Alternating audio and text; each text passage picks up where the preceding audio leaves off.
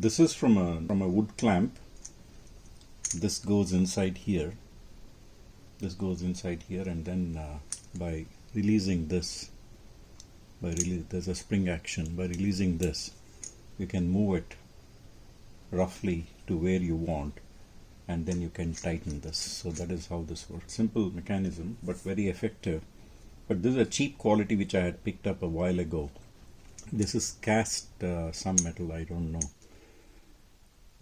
some alloy, and this is steel, and it has two edges on both ends where there's a slot, and both the edges actually sit on one of the grooves here and on the other side as well.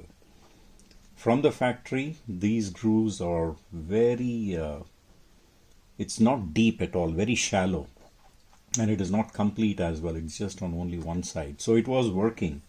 But off late, when I tighten, gradually it creeps and loosens.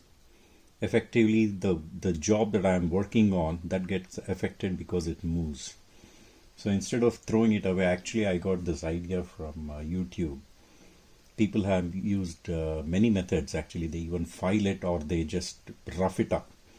But I just wanted to do a neat job. It takes time because every tooth here you need to go, and as I mentioned, it slips, so you need to make sure which angle they have done and then start from there and then cut a little deeper. I had done it with a file earlier, but it did not work.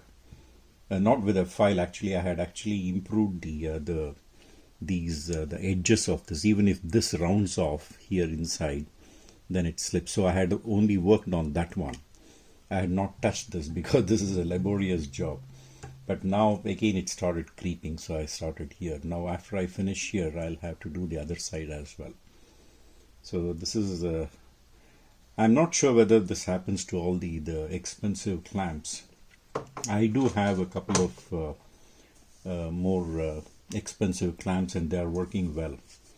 I thought instead of throwing it away, because the jaws are still good, and this is strong, and the length is good for many of my jobs, so I just didn't want to throw them away without attempting this one.